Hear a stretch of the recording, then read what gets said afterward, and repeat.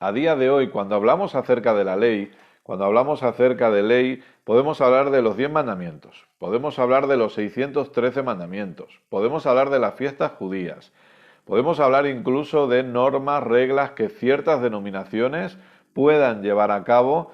Es decir, estamos hablando específicamente de todo aquello que nosotros necesitamos hacer, todo aquello que nosotros necesitamos llevar a cabo para ganarnos el favor de Dios, o para merecernos el favor de Dios, o para poder mover la mano de Dios a nuestro favor. Eso sería ley. Ahora, cuando nosotros vamos a la Biblia y vemos que Pablo nos habla acerca de la ley, obviamente está hablando acerca de la ley mosaica, cuando específicamente habla diciendo que no estamos bajo la ley, etcétera, etcétera, está hablando de ese tipo de ley. Recordemos también que Pablo dice en Romanos capítulo 8 que la ley del Espíritu de vida en Cristo Jesús ha vencido la ley del pecado y de la muerte. Y todas esas cosas nosotros necesitamos estar familiarizados con todo ello, porque si no, lamentablemente, podemos seguir un evangelio pervertido, podemos seguir un evangelio que no está centrado en Jesucristo y en su obra completa, un evangelio que no está enfocado en que Cristo siempre será más que suficiente, un evangelio que trata de mezclar y que por lo tanto trae inseguridad, trae perturbación a la vida de la persona. Pero cuando nosotros abrazamos el evangelio de nuestro Señor Jesucristo, cuando nosotros abrazamos la realidad de 100% Cristo, 0% ley, 100% gracia, Cristo más nada es igual a todo, nosotros vamos a poder disfrutar de una libertad que ya tenemos y vamos a poder disfrutar de esa seguridad que lamentablemente muchas personas no están disfrutando a pesar de ser cristianos. Siguen viviendo vidas llenas de inseguridades. Entonces, nosotros estamos bajo la ley. Pudimos ver en la clase anterior que la ley no es para el justo. Si la ley no es para el justo, entonces es para nosotros la ley mosaica. Y yo vuelvo a decir, y perdonadme que insista en esto, pero vuelvo a decir, si alguien quiere cumplir los 10 mandamientos, que lo haga. Si alguien quiere cumplir los 613 mandamientos, que lo haga. Si alguien quiere celebrar fiestas judías o hablar hebreo, que lo haga. No hay ningún problema en eso. Pero no pensemos que Dios está en ese asunto. O no pensemos que Dios está más en ese asunto que en otras cosas. Es como pensar que Dios está más aquí que allí. No, escucha, Dios está en Cristo. Dios se ha reconciliado con el mundo por medio de Cristo. Dios hoy nos habla por medio del Hijo. Por lo tanto, nosotros debemos entender que no hay nada que pueda añadirle a la obra completa de nuestro Señor Jesucristo. Que tú quieres celebrar el Shabbat, yo no lo celebro, pero tú quieres hacerlo, puedes hacerlo, pero no pienses que hay una gran bendición para tu vida por estar haciendo eso, porque no la hay. Perdona que te desmonte el chiringuito, pero no la hay. No la hay. Dios no te bendice más por hacer el Shabbat, ni el Pentecostés, ni la fiesta de los tabernáculos, ni la Pascua, ni nada de eso. Lo siento, pero esa es la realidad de Cristo hoy. Entonces, ¿tú lo quieres hacer? Perfecto, no hay ningún problema. ¿Quieres vestirte, dejarte la barba larga como si fueras un rabino? No hay ningún problema. Pero Dios no está en eso. Dios está en Cristo. Dios está en la obra completa de nuestro Señor Jesucristo y necesitamos entender eso, ¿sí? Nada de eso va a provocar que Dios haga algo más por mí. Ese es el punto. Ese es el punto. Es como pensar que el ayuno va a provocar que Dios va a hacer algo más por mí. Es como pensar que si hago vigilia, si duermo poco, Dios va a hacer algo más por mí. No hay nada de eso. Todo lo que nosotros hacemos hoy, todo aquello en lo que nosotros actuamos, todas las obras, los frutos de justicia que nosotros llevamos a cabo, es porque entendemos lo que Dios ya ha hecho con nosotros anteriormente, lo que Dios ya ha hecho por nosotros primero. Y cuando entendemos lo que Dios ha hecho, entonces caminamos en eso. Y claro, podemos orar, ayunar, etcétera, etcétera, etcétera. Vamos a seguir viendo cosas claves respecto a esto. Obviamente, Romanos capítulo 6, verso 14 es un verso clave. Romanos 6, 14. Yo sé que, lo decimos, no podemos establecer una doctrina de un solo verso, pero es que esto no es solo un verso. Ya vimos en la clase anterior que Timoteo dice que la ley no es para el justo, ¿verdad? Y ahora vamos aquí a ver qué dice Pablo respecto a la pregunta, ¿estamos nosotros bajo la ley? ¿Qué deberíamos responder? ¿Cuál es la realidad de esto? ¿Estás tú bajo la ley? ¿Estoy yo bajo la ley? ¿O no? Ojo, porque estar bajo la ley tiene sus consecuencias, como estaremos viendo más adelante. Por lo tanto, esto no es un tema menor. A veces cuando las personas dicen, bueno, es que vosotros insistís demasiado en la gracia. Ojo con tanta gracia, que se puede convertir en una desgracia, nos dicen algunos. Cuidado con tanta gracia. No, hay que equilibrar un poquito la gracia y para eso hay que meterle un poquito de ley.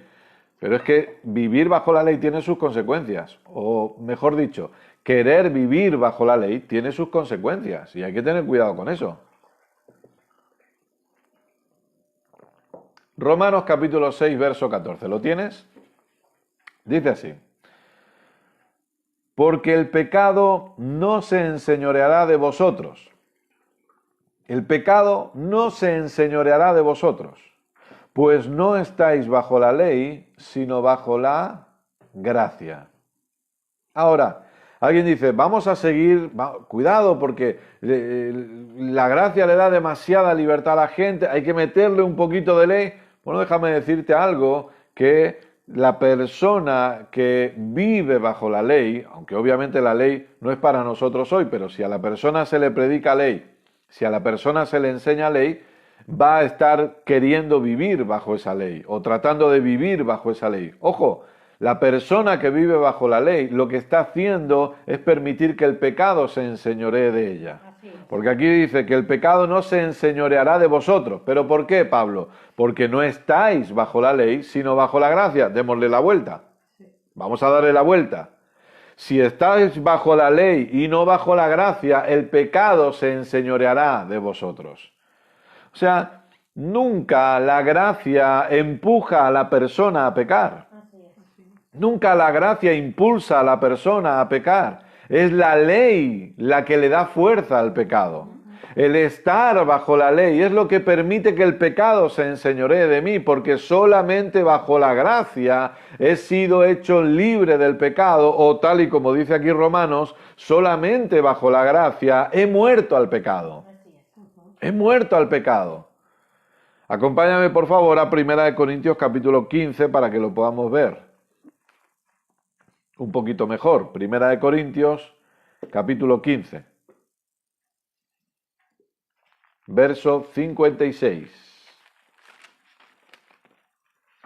1 Corintios 15, 56. ¿Qué nos dice aquí el apóstol Pablo?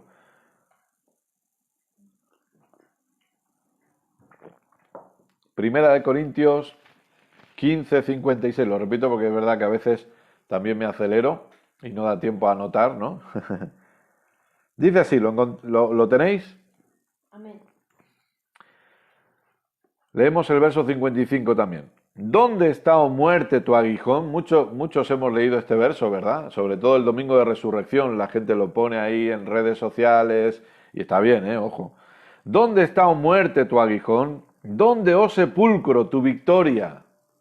Pero estoy seguro que a muchos si le preguntas qué dice el siguiente verso no te lo van a saber decir. Ese sí lo saben de memoria, pero el siguiente ya que el aguijón de la muerte es el pecado. El aguijón de la muerte es el pecado y el poder del pecado, la ley. Otra versión dice, lo que le da fuerza a la ley, al pecado, perdón, es la ley. Porque a todos nos ha pasado, querido, querida, y en tu vida lo habrás experimentado y si no lo has experimentado en tu vida lo habrás visto con tus hijos. Prohíbele algo a un niño y va a estar deseando hacerlo. Pruébalo, haz la prueba. Si tienes niños pequeños en tu casa, haz la prueba hoy mismo. Pruébalo y dile, hay algo detrás de esa puerta, pero no quiero que miréis ahí detrás. No podéis mirar detrás de esa puerta, pero hay algo que he guardado ahí. No es para vosotros, pero por favor, no miréis detrás de esa puerta. A ver qué va a pasar. A ver si tienen ganas de mirar o no. No van a poder dormir con tal de entrar en esa puerta. Porque la ley le da la fuerza al pecado. Así es. Porque cuando yo sigo bajo la ley, el pecado tiene la capacidad de enseñorearse de mí. Pero resulta que cuando entiendo que estoy bajo la gracia, yo ya he muerto al pecado. Entonces, la gracia, ¿qué produce? La gracia me da la habilidad para caminar por encima del pecado. La gracia me da la capacidad para no pecar. La gracia me da la habilidad para caminar y vivir en la libertad del pecado que Cristo ya me ha dado. Solo la gracia puede producir eso, nunca la ley. Jamás. Nunca nadie de los que vivieron bajo la ley pudieron vencer el pecado. Porque la ley produce que el pecado nos gane la guerra. Y sin embargo, en Cristo la gracia le ha ganado la guerra al pecado por nosotros. Gloria a Dios. Amén. Entonces todavía hay gente que al no entender esto dice, no, es que estoy luchando con este pecado, es que estoy peleando con este pecado. Deja de pelear, porque la gracia obtuvo la victoria sobre el pecado. Amén. Hemos muerto al pecado, ya no hay pecado en nosotros, ya no hay naturaleza de pecado en nosotros. No sigas luchando con el pecado, ríndete a la gracia. Así es. Ríndete al favor inmerecido de Dios y entiende que la gracia te ha dado la habilidad y te ha dado la capacidad y te ha dado la victoria sobre el pecado. La victoria sobre el pecado no es algo que tú tienes que ganarte, es algo que la gracia ganó por ti y tú simplemente tienes que caminar en ello. Tienes que disfrutar de ello. Tienes que disfrutar de lo que la gracia te ha dado. Así es. La gracia no solo te ha dado sanidad, la gracia no solo te ha dado prosperidad, gloria a Dios por ello. La gracia no solo te ha dado la bendición, no solo te ha dado la unción, la gracia te ha dado la victoria sobre el pecado. Aleluya, Dios es bueno. Y cuando nosotros permitimos que la gracia se nos enseñe, porque claro, ahí está el punto. Quiero vivir bajo la gracia, estoy bajo la gracia, pero se me tiene que enseñar la gracia. Porque yo soy un testimonio de alguien que lleva años de creyente, pero no me enseñaron gracia y por lo tanto el pecado se podía enseñorear de mí. Y uno trata de vivir bien para Dios y trata de vivir mejor para Dios y uno le hace promesas a Dios y no voy a volver a hacerlo y patapumba y lo vuelve a hacer porque mientras te predican ley, el pecado tiene la capacidad de enseñorearse de tu vida. Así es. Pero cuando alguien viene y te empieza a enseñar gracia, cuando se te empieza a revelar gracia, cuando se te revela Cristo y su obra completa, tú entiendes que el pecado ya no tiene poder sobre ti, que el pecado ya no puede hacer nada sobre ti, porque ahora tus ojos han sido abiertos a la realidad de lo que Cristo ya hizo por ti. Gloria a Dios. Por eso que la gracia nunca va a ser una licencia para pecar, es todo lo contrario. La gracia nunca va a empujarme a pecar, es todo lo contrario.